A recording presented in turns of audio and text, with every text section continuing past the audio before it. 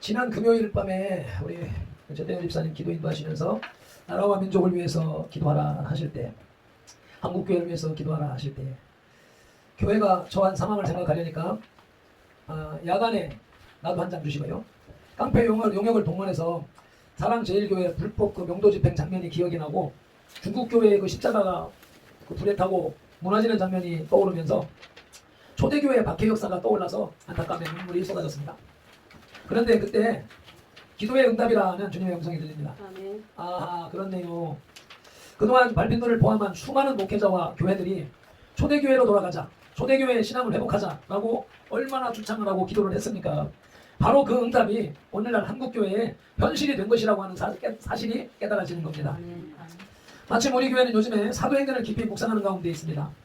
오순절 마가다락방에서 교회가 태어나는 장면을 디오라마 비전했고, 아멘. 복음이 예루살렘을 벗어나 온 유대와 사마리아를 지나서 이방으로 확대되는 장면에 그 촉매제가 핍박이라는 것을 디오라마 비전하고 있습니다. 아멘.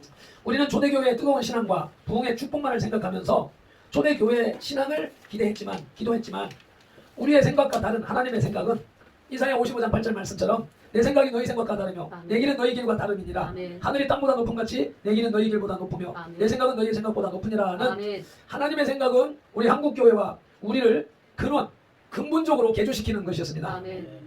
인간은 환경에 지배받는 존재이죠. 특별히 한국 사람은 더 그런 것 같습니다. 성경의 사이클, 사사기의 사이클처럼 인간은 배부르고 등 따시면 하나님을 잊어버립니다. 바로 나태해지는 것이죠. 하나님을 멀리합니다. 하나님과 멀어지면은 고난이 찾아오고, 고난 속에서 부러지실 때에 선지자를 보내셔서 문제를 해결해 주시지요. 이스라엘의 역사, 인류의 역사, 창세 이래로 이러한 역사가 계속 반복되고 있는 것을 우리는 느낄 수 있습니다. 구유에 코박고 여물을 먹고 있는 황소는 외양간에 불이 나서 등어리에 불똥이 뚝뚝 떨어져도 꿈쩍도 하지 않습니다. 구유 여물통을 엎어버려야 끌려 나오는 것이지요. 인간도 똑같습니다. 먹고 살만하면 절대로 하나님을 찾지 않습니다. 그러므로 시편 119편 71절은 고난당한 것이 내게 유익이라, 이로 인하여 내가 주의 윤리를 배우게 되었다라고 말씀합니다. 황소고집 인간이나 밥통을 엎어버려야 그때 주의를 돌아보며 정신을 차립니다. 신실한 하나님은 초대교회의 영성과 축복을 구하는 한국교회의 기도에 응답하셔서 초대교회의 환경으로 만들어 주신 것입니다. 배부른 자리에 앉아서 심령이 가난해질 수가 없습니다. 등 따신 자리에 누워서 애통하는 기도를 할 수가 없습니다. 그러므로 초대교회 박해와 일제 치하의 박해, 저 북한 노동당의 70년 기독교 박해를 이 땅에 준비하고 있는 것입니다. 그러므로 우리는 현재 당하는 국가적 코로나 사기 방역과 교회적 어려움을 감사해야 하는 거예요. 감사. 아멘. 두렵습니까? 겁이 납니까? 오늘 말씀을 잘 들으십시오. 아멘. 그 문제를 해결하시려고 예수님께서 2000년 전에 이 땅에 오셨습니다. 아멘. 2.5단계 공문에 성탄절이 어쩌고 저쩌고 하는 공문이 어제 그저께 왔어요. 저 앞에다 붙여놨습니다. 오늘 주일 예배, 성탄 주일 예배 변함없이 올려드리고 25일 성탄절 예배도 주일 예배하고 똑같이 10시 만에 드립니다. 아멘. 얘네들이 하루 확진자 1000명씩 나온다고 막 지금 언론에 난리치고 있잖아요. 그걸 바람에 우리 이기선 할머니도 오면 할아버지도 그 영향을 받아서 그 언론의 그 뉴스를 듣고 지금 안 나오셨잖아요. 이것이 과연 이들이 정치 방역을 하고 있다라고 하는 것을 일반 국민들은 모르지요. 그저 매일 나오는 KBS, MBC 공영방송 TV나 틀어놓고 공영 언론에서 신문에 나오는 뉴스나 듣고 하니까. 그런데 이러한 사실에 대해서 제대로 된 뉴스를 보려면 우파 이 정권이 들어서면서 언론계에서 쫓겨난 언론인들이 다 나와서 밖에서 유튜브 활동을 하고 있습니다. 그래서 유튜브를 보든지 아니면 그것도 못 믿겠다 싶으면 외국 뉴스를 보든지, 외국 뉴스를 봐도 미국도 언론이 다 작용화됐다고 이렇게 얘기들 하고 있으니까. 그래서 이 정부는 자기들의 실책을 적나라하게 밝혀내고 그것을 보도하는 유튜브는 거짓 뉴스라고 매도를 하고 있는데, 이번에 엊그제 16일 날 이 교회 폐쇄법이라고 하는 이 교회 폐쇄법은 우리 교회에서 성도들이 목사님들이 만든 얘기죠. 왜? 감염법 예방법이라고 하는 그것을 16번이나 개정을 해가면서 지금 진행을 해나가고 있는데, 그 개정한 것이 이제 12월 30일부터 이제 적용을 하게 되는데, 그 법의 잘못된 부분들을 여기다 이제 적어놨습니다. 그래서 이런 보도는 일체 나오지 않고, 요거 보도는 고영일 변호사, 기자회견 인터뷰를 하고 언론에 보낸 내용 중에 일부분입니다. 우리 헌법에는 분명히 종교 자유, 언론의 자유, 우리 자유민주주의 국가로 이렇게 명시되어져 있고, 특별히 우리 종교의 자유가 명백하게 매겨져 있음에도 불구하고 하위법, 감염법 예방법이라고 하는 것을 들먹이면서 그것으로 인하여서 지금 현재로 교회를 예배를 드리지 못하게 하는 상황. 지금까지 9개월에 걸쳐서 여러 가지 일단 2단계 올렸다가 낮췄다 이렇게 하면서 교회 예배를 드리지 말아라. 어떤 방식으로 해라. 비대면 예배라는 말을 만들어서 교회에 출석하지 말아라 하는 식으로 계속해서 차근차근 진행해 왔고, 그 진행해 온 것이 이제 법제화 되어졌기 때문에 이제 이 법이 발효가 되고 나면 그 다음부터는 이 오해에 있는 소지들도 있고 이렇게 있지만, 두 번째 항목에가 이렇게 보면 우리가 지금 마스크를 지금 착용하라 그랬는데, 만약에 지금 마스크를 착용하지 않은 상태를 누군가가 와서 우리 보건소 직원이든지 외부에 어떤 불만을 가진 사람이든지 어떤 사람이 와서 사진을 찍어서 그거를 고발을 하게 되면은 우리는 감염법 예방법의 계도를 따르지 않았고 거역했다라고 하는 죄목으로 인하여서 징계를 받아야 되는, 교회를 폐쇄해야 되는 그런 법이 적용되어져 있다는 것이죠. 그래서 일반인들은 또 특별히 다른 종교계에는 이렇게 심한 압박을 받지 않고 있기 때문에 그들은 별 관심이 없고, 또 특별히 다른 종교에서는 예배까지 거 안 드리면 어때? 미사 좀 안 드리면 어때? 법회 좀 안 하면 어때? 마음으로 하면 되는 거지. 이렇게 하면서 그것을 협조하며 받아들이면서 갈 수가 있지만, 우리 기독교 교리에 있어서는 하나님을 예배하는 것을 피할 수가 없는 것이고, 세상 법으로 하나님의 법을 가늠질할 수 없는 것이기 때문에 우리 명백하게 기독교를 표적 삼은 법조항이라고 하는 것을 우리는 인식을 하게 되는 것이고, 그것을 변호사들, 전문가들이 볼 때 여기에는 명백하게 교회라든지 예배라든지 이런 단어는 안 들어있지만 이것을 적용을 하게 되면 이렇게 된다. 교회를 십자가를 내리고 간판을 떼내면서 교회 폐쇄 명령을 국가가 할 수 있는 상황이 되는 그 법이 법제화된 것이다 라고 해서 지금 이거에 대해서 잘못됐다라고 하는 헌법소원을 16일 날 340몇 명을 통해서 헌법소원을 내고 그러고 있는 가운데 있습니다. 그러면서 지금 요 근래 들어서 확진자가 1000명씩 막 올라가는 것이, 그것을 보면서 그것은 우리도 그랬어요. 우리도 이들이 질병관리, 정부, 언론이 담합하여서 국민을 선동하는 그런 뉴스라고 하는 것을, 가짜 뉴스라고 하는 것을 알고 있으면서도 요 근래 들어서 1000명 나온대 하니까 다 그냥 긴장을 하고 따라갔어요. 왜 1000명이 나왔어요? 하루에 검사 수를 4만 명 이상, 4만 명, 5만 명 그렇게 검사를 하니까 거기에 따르는 1.4% 1000명 가까이 나오는 거란 말이죠. 지금까지 그렇게 검사를 했으니까.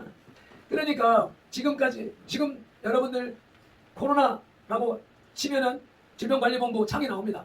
거기 보면 확진율은 항상 1.3%, 1.4%를 올라가지는 않아요.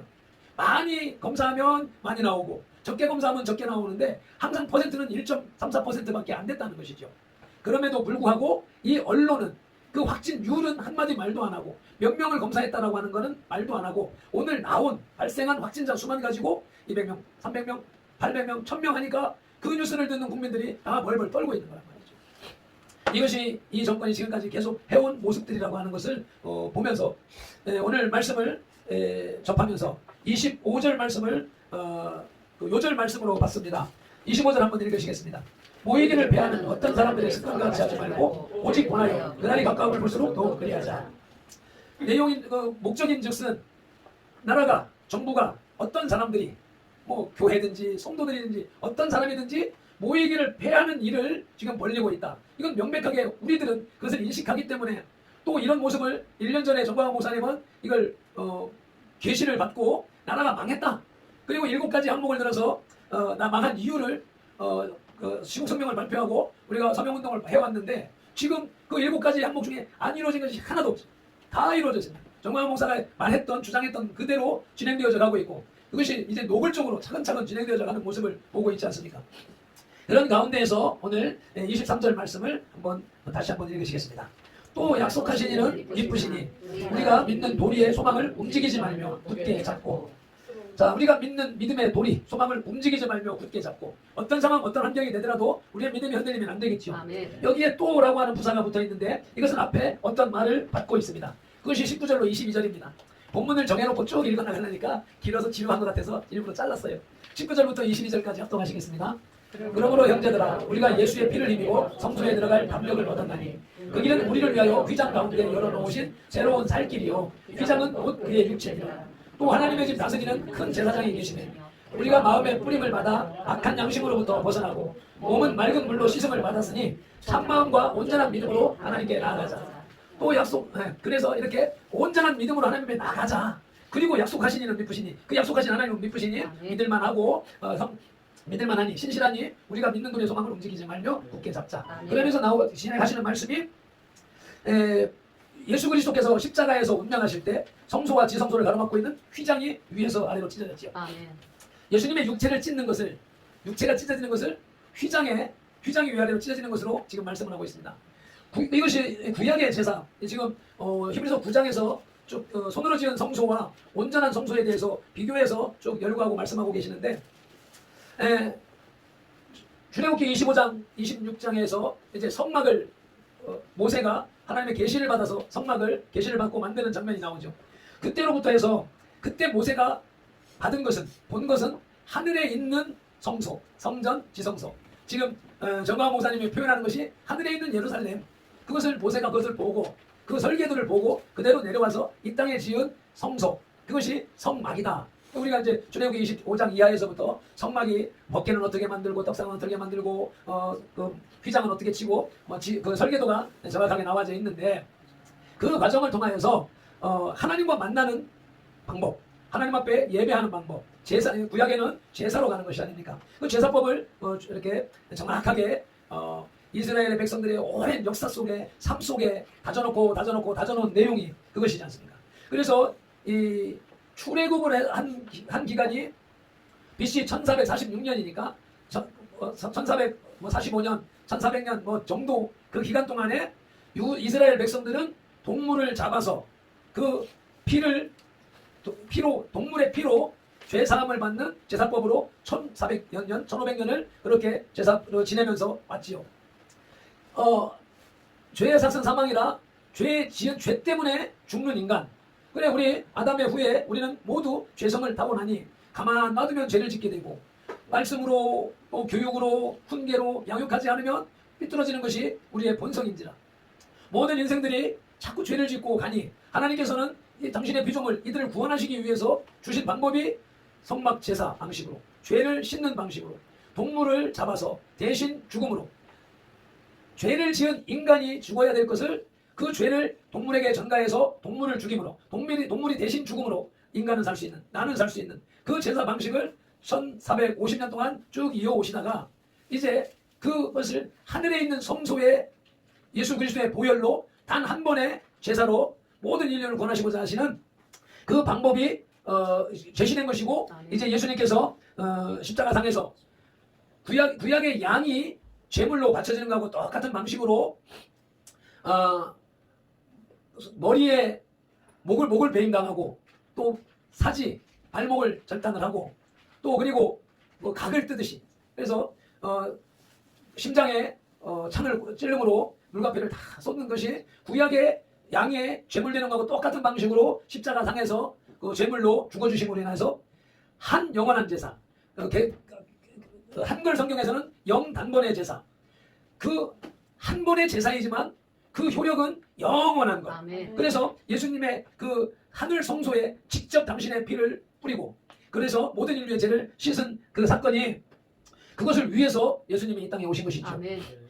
그런데 사람의 손으로 지은 이 땅의 성소에서 짐승의 피로 드리는 제사는 그 효력이 1년밖에 안 가지만 갈보리산 십자가 위에서 흘린 예수 그리스도의 피의 제사는 영원한 효력을 갖는 것입니다. 아멘. 그 영원한 제사의 제물이 되시기 위해서 창조주 하나님이 여인의 아들로 이 땅에 태어나신 날을 기념하는 예수님의 생일이 12월 25일 크리스마스입니다. 아멘. 그런데 크리스마스 그 예배를 드리지 못하고 연말 연시 성구영신 예배를 드리지 못하게 하려는 목적과 의도를 가지고서 요 며칠 상간에 1000명으로 부풀려서 온 국민을 겁을 주고 그걸 빌미로 하여서 예배 못 드리게 하는. 그래서 성탄절 예배 무슨 법회 무슨 모임 절제해 주시기 바랍니다. 권고하는 문항으로 왔지만 명백하게 그것이 공문서로 날라오니까 사람들은 이 법적인 문제라든지 이런 데에 거리감이 있는 사람들은 괜히 두려워하고 겁을 먹고 미리 알아서 이거 하면 안 되는 건가 보네 하면서 스스로 막아버리는 차단해버리는 예배를 폐해버리는 그런 효과를 노리고 진행하고 있는 모습이라고 하는 것을 명백하게 볼 수 있는 것이죠. 아멘. 두 번째로 24절에서 서로 돌아보아 사랑의 선행을 격려하며 예수님이 이 땅에 오신 크리스마스, 예수님의 생일, 예수님께서 우리를 구원하셨으니 우리는 그 안에서 서로 돌아보며 사랑하며 선행으로 격려하며 계속해야 될 것입니다. 아멘. 두 번째 성탄절의 주인공은 예수 그리스도에 가는 것입니다. 아멘. 전 세계 기독교인들은 매년 12월 25일을 성탄절, 예수 그리스도의 탄생일로 기념하고 있습니다. 하지만 예수님이 태어난 날이 언제인지는 성경에 전혀 언급이 없습니다. 그렇기 때문에 성탄절이 12월 25일이 예수 그리스도의 생일이다 라고 믿고 그 날을 제정하고 그 날을 섬기는 사람들은 아무도 없습니다. 기념하는 것이죠. 아멘. 누가복음 2장 1 찾아보시겠습니다. 또 예수님의 나심을 또 목자들이 예수의 탄생을 소식을 듣고 경배하는 데까지 쭉 읽으시겠습니다. 그때 가이사 아우구스토가 역을 내려 천하로 다 호적하라 하였으니 이 호적은 무레노가 수리아 총독이 되었을 때 처음 한 것이다. 모든 사람이 호적하러 각각 고향으로 돌아가며 요셉도 다윗의 집 족속이므로 갈릴리 나사렛 동네에서 유대를 향하여 베들레헴이라는 다윗의 동네로 그 양반한 마리아와 함께 호적하러 올라가니 마리아가 이미 잉태하였더라. 거기 있을 그때에 해산할 날이 차서 첫 아들을 낳아 강보에 싸서 우유에 구했으니 이는 여관에 있을 곳이 없음이라라. 이건 여기까지는 이제 예수님께서 나신 장면 기록이고 이제부터 그 절기, 그 철을 추측하는 것입니다. 8절부터 다시 시작.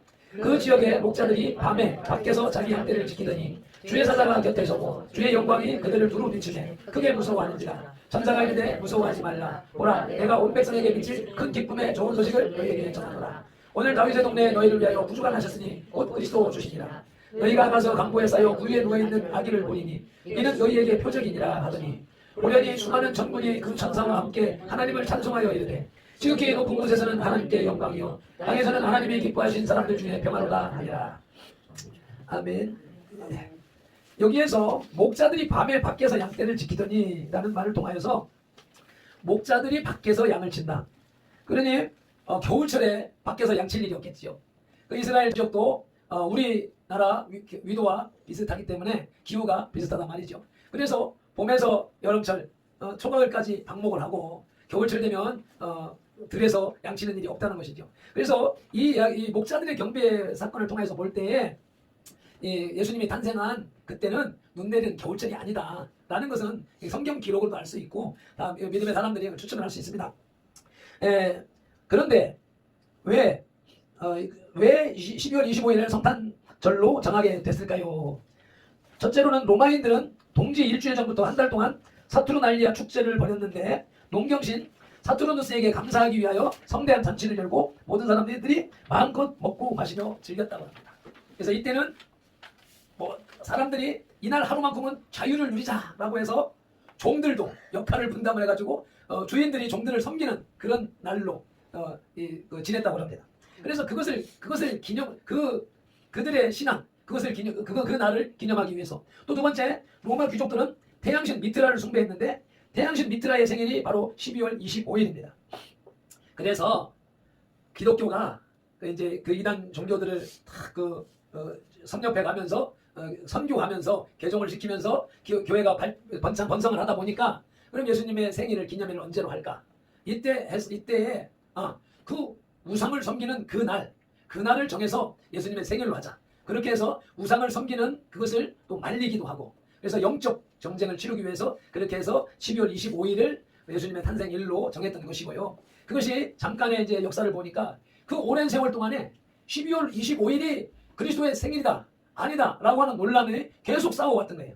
그래서 기독교는 가톨릭도 초기에는 부활절에만 관심을 가졌었지 예수님의 생일에 대해서는 별로 관심이 없다가 나중에 그들이 자꾸 이거 비난하고 자기들의 그 기념일로 주장을 하니까 그때 가서 이걸 빼앗기면 안 되겠구나 해서 12월 25일을 가톨릭도 이렇게 정해서 그 4세기경에 이르러서 서기 350년 교황 율리우스 1세는 태양신의 생일인 12월 25일을 예수 그리스도가 태어난 날로 공표를 하게 됐습니다. 그리고 이어서 계속해서 그 전쟁이 이어져 오는데 지난 미국 그 오바마 정권은 이슬람 신자로서 크리스마스를 메리 크리스마스 성탄절을 바꾸어서 해피 홀리데이 메리 크리스마스 즐거운 성탄절이라는 말을 사용하지 못하도록 그래서 해피 홀리데이라는 말로 썼었던 것을 트럼프가 대통령이 되면서 제차 메리 크리스마스를 사용하면서 또 백악관의 그 광장에 크리스마스 트리를 세우고 점등식을 하면서 이 성탄절을 되찾아오는 엄청난 전쟁을 트럼프가 치렀던 것이지요. 그래서 우리가 그동안에 많은 언론들이나 교회에서나 크리스마스는 기독교 명절이 아니야 라고 말하면서 크리스마스의 주인은 예수 그리스도지 산타크로스가 아니야, 산타크로스가 아니야, 예수 그리스도야 라고 하면서 그 명절을 찾아오는 일을 했어야 되는데, 이것은 상술에 의하여서 만들어진 것이야 라고 하면서 예수 그리스도의 생일 자체까지도 내어버리는 그런 현상이 지금까지 일어났었던 것이죠. 산타크로스는 3세기경에 지금의 터키 지역에서 태어난 성 니콜라스에서 유래했습니다. 미라의 대주교였던 성 니콜라스는 12월에 한 해 동안 착한 일을 한 어린이에게 선물을 나눠주곤 했었는데, 네덜란드와 독일 등 유럽인들은 이것을 본따서 12월 6일을 성 니콜라스 축일로 기념을 하고 아이들에게 선물을 나눠줬습니다. 이 같은 풍습이 19세기 미국에서 산타클로스라는 상상의 인물과 함께 널리 퍼지게 됐습니다. 백화점에서 홍보하기 위해서, 영업 홍보를 하기 위해서 만들어낸 상품, 광고, 홍보용 산타클로스가 이제 크리스마스의 주인이 되어져 있던 것이죠. 그래서 크리스마스의 주인 예수님을 찾아와야 된다 하는 그런 주장들이 근래 좀 크리스마스만 되면 나타났었는데, 그런 말들도 그런 운동들도 점차 사그러들고 이번에 코로나를 통해서 예배까지 폐하려고 하는 이런 상태가 이 심각한 말세에 나타나는 사탄의 미혹의 영이 판을 쳐서 예수 그리스도의 복음을 무력하게 만드는 전략이었더라고 하는 것이죠.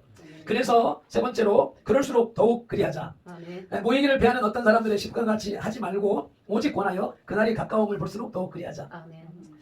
지금 모이기를 배하는 어떤 사람들의 습관을 과거에는 그저 예배드리는 거 좀 나태하고 좀 집에서 좀 쉬고 뭐 돈벌이 위해서 세상을 좀 가고 이렇게 생각을 하면서 믿음에 나태해져 가는 사람들을 독려하기 위한 그냥 신앙생활 똑바로 해, 정신 차려 라고 하는 정도로 우리가 나누고 받았지만, 지금은 명백하게 권력이, 세상 권세 잡은 악의 영들이 이 권력을 통하여서 한국 교회를 명백하게 이렇게 탄압을 하고 있는데, 수많은 교회가 잠들어 있고, 잠들어 있는 게 아니라 수많은 교회가 공산주의의 온상이 되어져 있어서 공산주의 사상을 가지고 사회 복지에나 힘을 쓰고 서로 예수님의 진리의 복음, 이 거룩함은 벗어버리고 인본주의적인 사람을 주창하는 그런 상황으로 되어져 있는 모습을 보게 되고, 그와 힘을 얻어서 이 권력을 통하여서 이 정권이 이렇게 패하는 일들을 감당하고 있는 것을 볼 때에 우리는 그들과 같이 하지 말고 오직 권하여 그날이 가까움을 볼수록 더욱 그리하자. 그날이 어느 날이에요? 그날 이건 로마의 멸망, 이 세상의 멸망의 날을 얘기하는 거죠. 그리고 나가서 멸망 뒤에는 무엇이 있습니까? 심판이 있지 않습니까?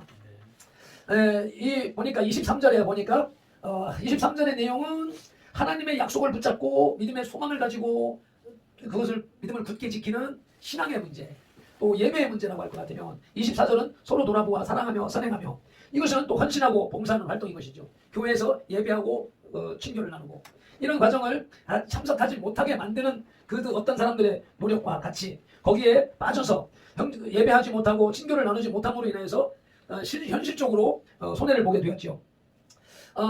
유대교에서 기독교로 개종될 때, 바뀔 때 유대교인이 기독교를 믿게 되면 유대교에서 추측당했었죠. 그 문화가 기독교 안에서도 유대인들 간에 그대로 남아있으니, 기독교 교회 안에서는 협력하고 사랑을 하고 나누지만 기독교에서 중세시대나 이럴 때는 교회 법적 치리에 의해서 쫓아내면 교회에서 추방을 하면은 그들은 또 어려울 수밖에 없잖아요. 구원도 상실할 수밖에 없고 그 교회 안에 그 일원으로서 활동도 할 수 없었고 실질적으로 어려움과 손해를 보았단 말이죠. 히브리서가 기록되던 당시에 정치적 생활을 고려한다면은 어떤 사람들은 정부의 노여움을 초래하여 국가의 형벌을 받을 것을 두려워하여서 불참했을 것이라는 겁니다. 과거 어떤 때든지 로마에서든지 어느 시대든지, 지금 북한 북녘 땅에서든지 과거 일제시대 때 정부가 조장하는 그와 위협하는 똑같은 일이 지금 우리에게 지금 벌어지고 있는 것이죠. 사회적 정치적 현상이 오늘날 대한민국에서 벌어지고 있는 것입니다. 이 정부가 종교의 자유를 보장하는 헌법을 뒤로한 채 하위법인 전염병 예방법으로 교회를 노골적으로 탄압하고 있는 것입니다. 확진자 수가 연일 1000명이 넘어간다고 보도하므로 그 통계와 보도가 가짜 뉴스인 줄 아는 우리들도 수시로 속아 넘어가서 염려와 근심에 빠지곤 했습니다. 그저께 사회적 거리두기 2.5단계 격상 공문이 왔습니다. 성탄절 예배 자제 권고 문안이 적시되어 있습니다. 국가 권력, 공권력의 압박에 모이기를 패하는 사람들이 속출하고 있습니다. 또 다른 사람들은 무관심과 냉담함 때문에 예배에 계속 불참하는 사람도 있습니다. 그 무관심과 냉담함을 유발하는 것이 26절, 27절이죠. 읽겠습니다. 우리가 진리를 아는 지식을 받은 후 심지어 죄를 범한 즉 다시 속죄하는 제사가 없고 오직 무서운 마음으로 심판을 기다리는 것과 대적하는 자를 태울 맹렬한 불만이 있으리라. 진리를 아는 지식을 받은 후, 진리는 한마디로 얘기하면 예수 그리스도지요. 아멘. 예수 그리스도를 통한 구원의 계획과 죄인들을 향한 아버지 하나님의 사랑에 관한 지식을 받은 후, 말씀을 받고 세례를 받고 구원을 받은 후, 누가복음 12장 47절에 주인의 뜻을 알고도 준비하지 아니하고 그 뜻대로 행하지 아니한 종은 많이 맞을 것이요 알면서도 지은 죄를 맞을 것이라고 했지. 야고보서 4장 17절에 사람이 선을 행할 줄 알고도 행하지 아니하면 죄니라. 신앙 예수 그리스도를 믿고 말씀을 쫓아 살아가는 것이 옳다 하는 걸 알면서도 이런 환경 저런 압박에 의하여서 거기에 신앙생활을 온전히 하지 못한다고 하면 그것도 죄라고 하는 것이죠. 그래서 복음을 알고도 26절에서 짐짓 죄를 범한 즉, 그래서 짐짓이라고 하는 원어가 자발적으로 자진해서 스스로라고 하는 겁니다. 알면서도 피하려고 노력하지 않고 대항하려고 애쓰지 않고 스스로 그 죄를 짓게 되면 다시 속지 않은 제사가 없다고, 다시 용서받을 기회가 없다고 말씀을 하고 있습니다. 제가 이 말씀 때문에 짐짓 알고도 우리가 진리를 아는 지식을 받은 후 짐짓 죄를 범한 즉 다시 속지 않은 제사가 없고, 그래서 심판을 기다리는 것과 이 무서운 심판은 마지막 날의 심판이잖아요. 마지막 심판, 백보자의 심판. 그리고 여기에서 그 당하는 맹렬한 불, 지옥의 유황불이잖아요. 그래서 사람이 한 번 죽는 것은 정한 것이고 사람에게 그 후에는 심판이 있을 것이라고 하는 말씀을 통해서 너나 나나 할 것 없이 한 번 죽는데, 구원을 받아들였다가 짐짓 스스로 알면서도 죄로 돌아가게 되면 다시는 용서받을 기회가 없다, 구원받을 기회가 없다 라고 하는 말씀이, 제가 신학교를 다니다가 환경에 쫓겨서 이런저런 시험을 이기지 못하고 세상 가운데 빠져서 15년을 신앙생활을 못하고 마음속에 이 속에 신앙은 하나님을 버린 것은 아니고요. 언젠가는 돌아가야지 하면서 15년을 살다가 사모 만나서 결혼을 하고 그러면서 교회를 출석을 하기를 시작을 했는데, 그때에 광명교회 나갔는데 내가 출석한 지 얼마 안 있다가 광명교회로 이름을 바꿨으니까 그 교회를 출석을 할 때 새벽 기도, 그러니까는 처음에는 주일만 갔다가 한 두 주 지나고 난 다음에 수요일도 가고 또 그 다음에 또 금요일도 가고, 그래서 한 달, 두 달 가면서 가다가 아이고 점점 신앙생활하면 똑바로 해야지 하면서 새벽 기도까지 이제 나가는 시절이었는데, 새벽 기도를 가려고 마음을 먹고 새벽 기도를 이틀인가 갔다 와서 3일째인가 되는 날 중앙동 대한항공 뒷골목에 부산역 쪽으로 가다가 이 터널을 통해 부산 터널로 차를 돌리기 위해서는 뒷골목으로 들어가서 영주 고가도로 밑에서 좌회전을 해야 되는데, 거기로 들어가기 위해서 대한항공 뒷골목으로 차를 딱 들어가는데 그 왕복 2차선 좁은 도로잖아요. 뭐 해봐야 3차선도 되기도 하고, 그런데 딱 모퉁이에 커다란 8톤인지 11톤인지 탑차 화물차가 한 대 서 있는 거예요. 그러니까는 그 사거리 교차로에 탑차가 서 있기 때문에 그 옆에서 차가 나오는 것을 감지할 수가 없어요. 내가 위험을 느끼고 감지를 하고 쌍라이트를 깜빡깜빡 하면서 딱 들어갔는데 아니나 다를까 택시가 와서 1톤 들어 옆구리를 들어받아 버렸어요. 1톤 들어 옆구리 적재함이 비어져 있으니까 차가 획 한 15도 정도 획 돌아가 버릴 정도로 그렇게 해서 교통사고가 났어요. 그래서 그때 새 차인데 내 차 수리비가 200만 원이 나올 정도로 택시 기사는 막 운전대를 들어받고 가서 피가 철철 흐르고 막 그런 사고가 났었는데, 그래서 새벽기도 가는 길에 근데 순간에 이제 이 약한 영이 방해한다 라고 하는 생각을 했지요. 그러면서 가고 그 다음인지 며칠 후인지 어떤 또 새벽기도를 가려고 하는데 술 취한 사람이 내 트럭에 있는 연장을 가지고 막 들고서 내 차를 막 치는 거예요. 내 연장 가지고 내 차를 손에 빼고 그래서 당신 뭐 하는 거야? 그러면 술이 취해가지고 인사불성. 그랬더니 또 이제 시비가 붙어서 붙잡고 늘어지는데, 그래서 바로 옆에 중부 경찰서 있으니까 중부 경찰서에 이제 갔다 안 떨어지니까 술이 취해가지고 붙잡고 늘어지니까 이 사람을 떼놓기 위해서 당신 가자, 경찰서 가자. 그래가지고 경찰서 가서 경찰한테 여기 좀 잡아놓으셔. 이거 많이 쓰이게. 그래서 경찰서 맡겨놓고 그러고 나서 이제 새벽기도를 또 갔어요. 그렇게 갔다 왔는데 그 다음에 또 새벽기도를 가려고 할 때인가, 아니 아침에 이제 갔다 오고 아침에 업무를 시작하려고 하는데 작은 형수가 전화가 와가지고 하는 말이, 삼촌 꿈에 아버님이 나타나셔서 길을 가로막으면서 못 가게 하던데요 라는 말을 하는 거예요. 그래서 이 여자가 속으로 막 그래. 마누라도 남자들 앞에 아침부터 꿈 얘기하면 기분 나쁘다고 부부싸움 할 판인데, 예? 이 형수가 돼가지고 시동생한테 뭐라고 그래요? 절박선이가 없는 건지 푼수댁인지처럼 말이지, 이런 아침 출근하는 시간에 이런 소리를 해 하면서, 그러면서 딱 떠오르는 것이, 꿈의 아버지 죽은 귀신이 나타나가지고 갈 길을 막는다, 두 팔 벌리고 양팔을 벌리고 가로막더라는 거예요. 그래서 내가 교회 가는 걸 가로막더라는 그런 이제 얘기를 들으면서, 야, 이거 귀신이 이렇게 내가 교회를 가는 걸 이렇게 극구 반대로 하고 말리는구나 라고 하는 생각을 하면서, 그 순간에 이 말씀이 생각나는 거예요. 한 번 구원의 빛을 받고 타락한 자는 다시는 회개할 기회가 주어지지 않는다 라고 하는 이 말씀이 딱 떠오르면서, 아이고, 나는 이번에 신앙생활 못하면 정원이 지옥 기회가 없겠다 싶어서 그때 그 마음을 가지고 이제 신앙에 더 정진을 했었습니다. 그렇게 해서 그런 신앙, 그런 바람에 이제 하나님께서 나를 이제 급하게 몰아가시는 과정이었었고, 그래서 10여 년, 거의 20년 세월을, 20년을, 그렇지. 그때가 기호가 뱃속에 있을 때니까. 아니. 성령이 뱃속에 있을 때.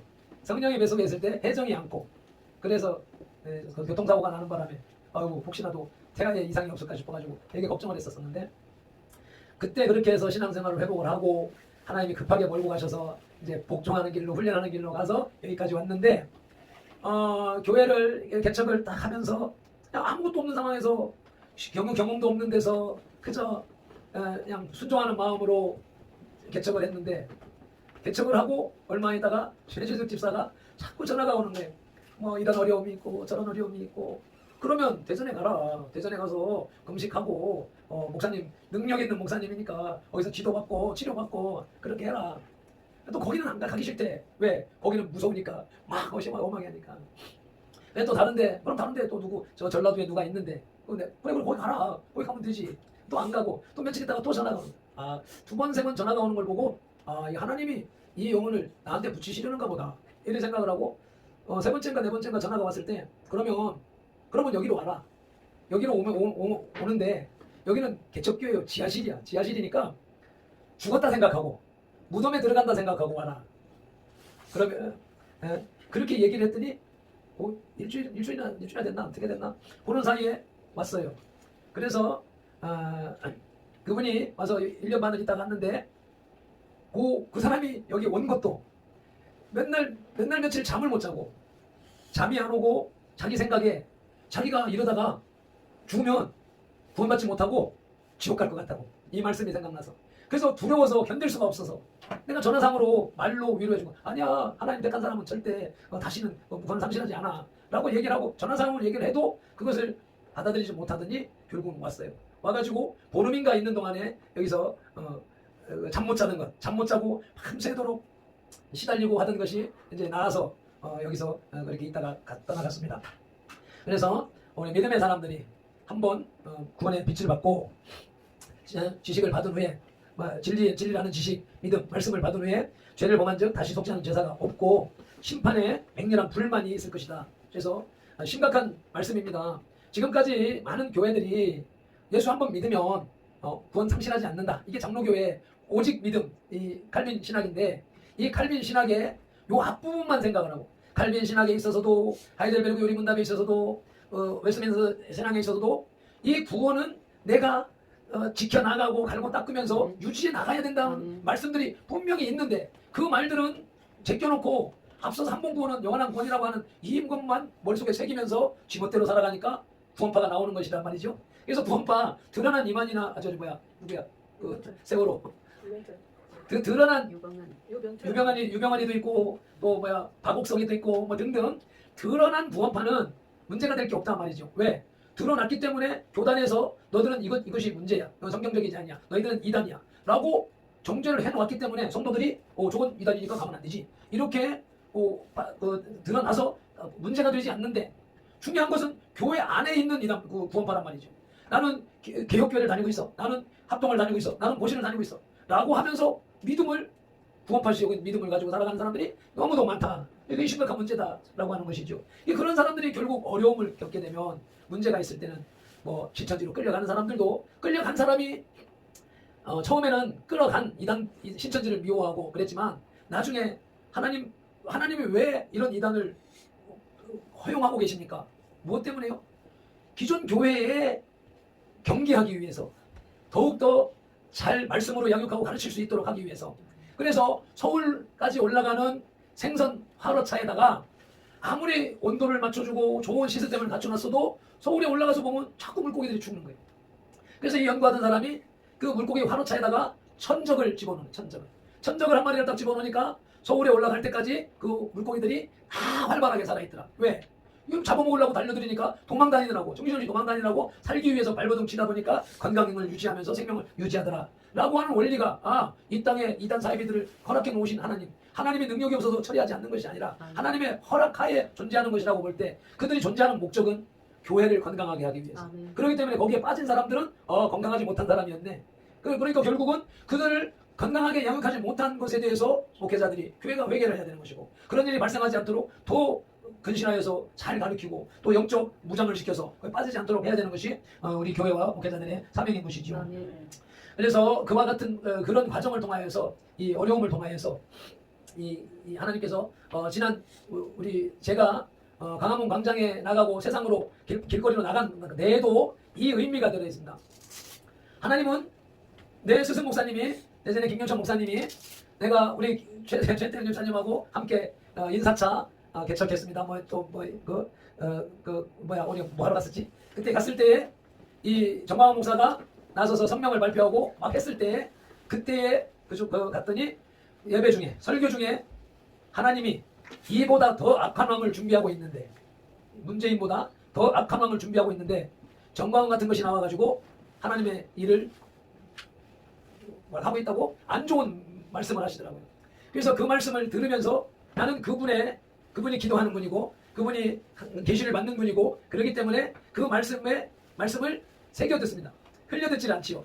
그렇지만 하나님이 더 어려움에 빠지도록 할 것이라고 한 그 말씀을 그냥 마음에만 담아놓고, 그렇지만 구약에 하나님께서 선지자들을 세우신 목적이 이스라엘 백성들을 징계해서 멸망시키려고 하는 것이 아니라 너희들 이런 어려움이 준비되어 있으니까 빨리 돌아서서 회개하라 라고 하는 하나님의 사랑의 메시지인 것이기 때문에 선지자를 통한 책망이, 그래서 김경천 목사님의 책망이 그래, 하나님이 더한 어려움을 대한민국에 준비하고 계시다 할지라도 그것을 우리가 외쳐서, 정광훈 목사님이 나라 망했다 라고 외쳐서 또 한국 교회가 거기에 마음 맞춰서 외쳐서, 그래서 교회가 돌아서고 대한민국 국민이 돌아서면 하나님의 그 징계의 매를 던져버리시지 않겠는가. 그래서 열심히 운동을 했던 것인데, 운동을 하는 과정 속에서 아니야, 해도 그래 자꾸 열심히 했지만 반응을 보고 사회 현상을 보고 교계의 모습을 보면 꿈쩍도 안 하고 있는, 돌아설 기미가 안 보이는 모습을 보면서 막 속에서 화가 나니까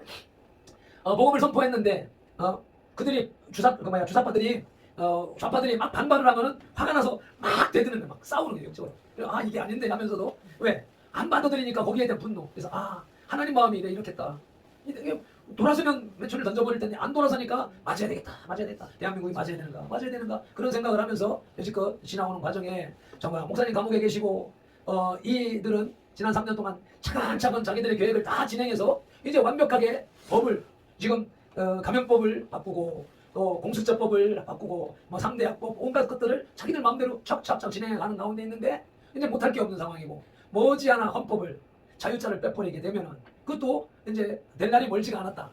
만약에 그렇게 된다면 진짜 정광훈 목사님이 말씀했던 요렇게 해서 낮은 단계 연방전에서 김정은이 앞으로 간다라고 하는 것까지 완성되게 되면 그때는 진짜 구한의 희망이 없어요. 진짜 초대교회에서 예수 믿는다는 이유로 목배임당하고 사자밥이 되고 길거리 횃불로 태워져가는 그런 상황이 될 수도 있겠다. 왜? 북한 교회가, 지하교회가 여지껏 그렇게 유지되어 왔던 것을 우리는 언론을 통하여서, SNS를 통하여서, 여러 루트를 통하여서 알고 있잖아요.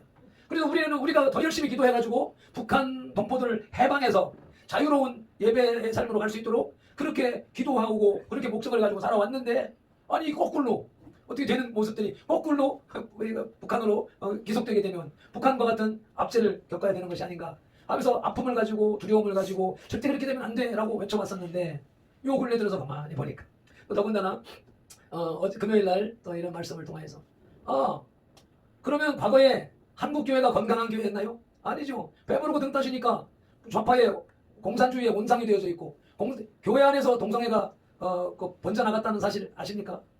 주일학교 교사들이 아이들을 동성애로 넘어뜨리고 그래서 많은 동성애자들이 교회 안에서 발생했다고 하는 소식을 들으셨는가요?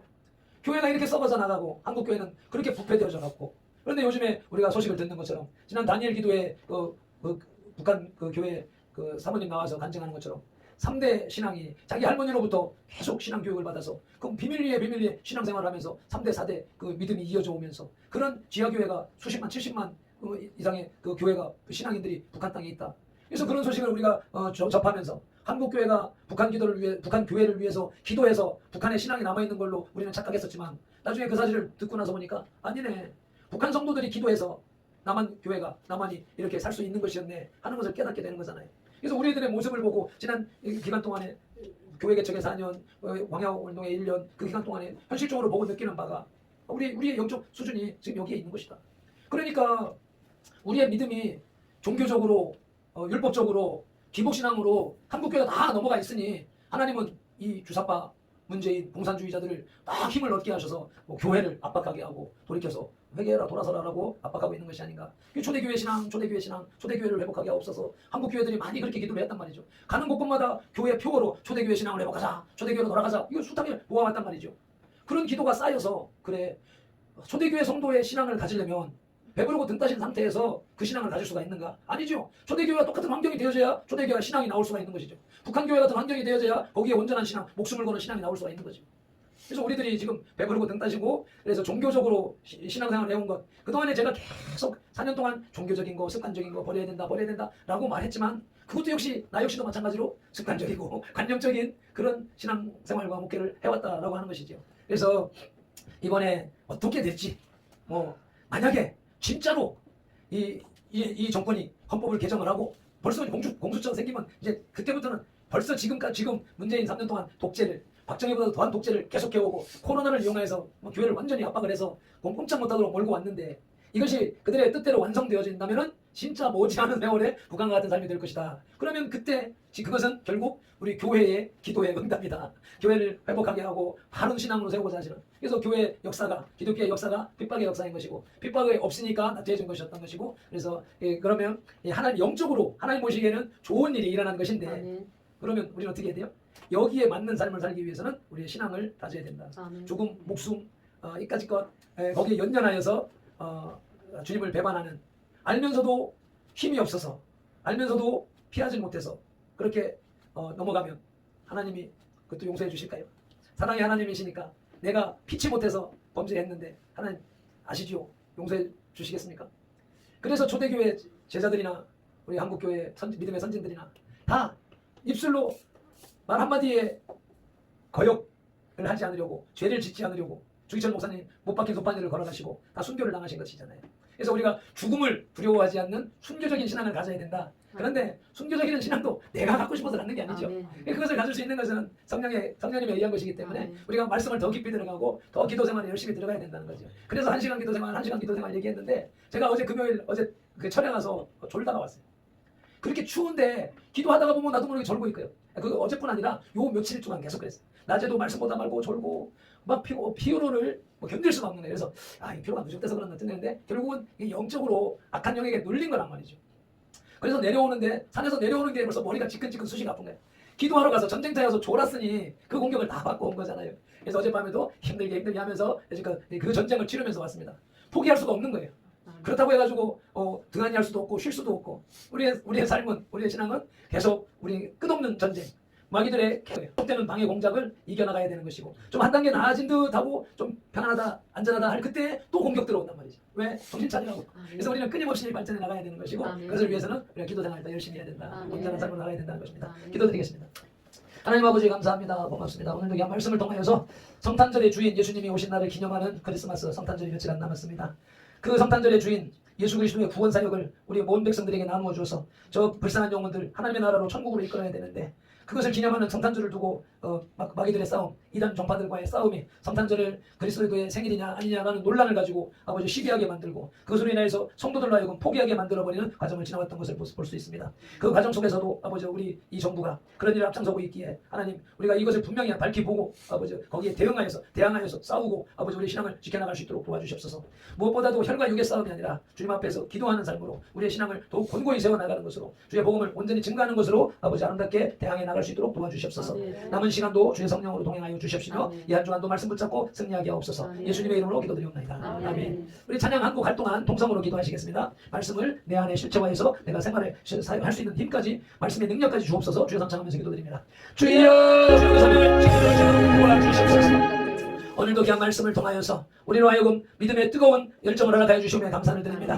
행여나 아버지 환난을 두려워하는 신앙이 있다면 강건함을 허락하여 주시옵소서. 목숨을 구걸하는 그런 연약한 신앙이 있다면 주여 믿음을 견고히 하여 주시옵소서. 주님이 내 안에 계시다면 나는 이미 전국 백성이 되어졌고 지금 당장 죽는다 하여도 천국에 가서 더 영화롭고 행복한 삶을 살 수 있는 존재들이기 때문에 아버지 죽음을 두려워하지 않게 하여 주시옵시고, 특별히 주님께서 맡겨놓은 사명이 있기 때문에 오늘도 생명을 주시고 또 아버지 우리들에게 이 사회를 지켜나갈 수 있도록 복음을 증거할 수 있도록 사명이 있기 때문에 남겨둔 줄로 믿고 그 사명을 감당해 나가는 믿음의 사람들이 다 될 수 있도록 도와주시옵소서. 위하여서 입술을 열어서 간구했사오니 주님께서 이 말씀을 지켜 행할 수 있는 능력을 허락하여 주시옵소서. 성령으로 임재하여 주셔서 인도하여 주시옵시고 역사하여 주시옵소서. 예수님의 이름으로 감사하며 축복하며 기도드립니다. 아멘.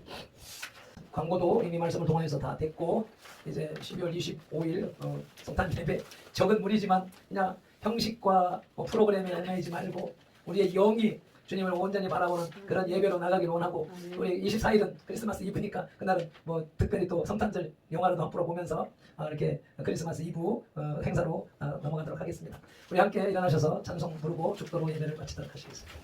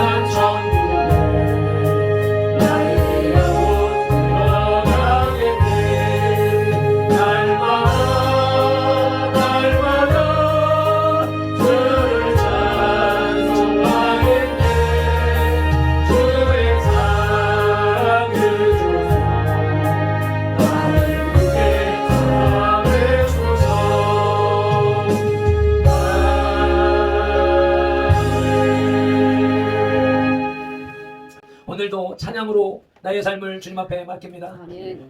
나는 연약하여서 내 힘으로 이 세상을 싸워나가며 대항할 수 없지만 아멘. 성령 하나님께서 내 안에 오시고 아멘. 나를 인도하여 주셔서 아멘. 나로 하여금 주님의 뜻 가운데 살아갈 수 있도록 도와주시고 아멘. 주님의 주신 사명을 감당할 수 있도록 은혜를 베풀어 주시옵소서. 아멘. 주님의 전전의 성탄 주일 예배로 나온 이 백성들을 주님 축복합니다. 아멘. 아버지 빈손으로 오지 아니하고 아버지 하나님의 전전의 예물을 구별하여 드립니다. 11조 예물을 구별하여서 주님이 주셨다는 고백을 올려드리고 주님이 주신 것에 감사해서 감사의 예물을 올려드리며 주일 예배 예물을 주님 앞에 구별해 올려드리오니 주님이 받으시고 주님이 사용하여 주시옵소서. 아멘. 이 물질이 쓰여지는 곳에서 단 한 푼도 악한 마귀 사탄에게 쓰임받지 말게 하시고 아멘. 아버지 하나님의 나라 위하여서 의를 위하여서 영광을 위하여서 쓰임받게 하시되 아멘. 드린 손길이나 쓰여진 곳에 오병 이어의 기적으로 2만 배의 축복으로 갚아 주시옵소서. 아멘. 감사하며 축복하며 예수님의 이름으로 기도드리옵나이다. 아멘. 아멘. 이제는 우리 주 예수 그리스도의 크신 은혜와 아버지 하나님의 극진하신 사랑과 성령님의 감화 감동하시고 치유하시며 회복하시고 복주시고 교제에 교통하시니 오늘도 한 번 받은 진리, 믿음, 말씀을 받고 짐짓 죄를 범하지 않기 위하여서 작정하고 다짐하는 이 예배자들과 선돌교회 공동체와 모든 지체들과 그 가정과 직장, 손댄 일들과 계획들이 이제로부터 영원토록 함께 계실지어다. 아멘. 아멘.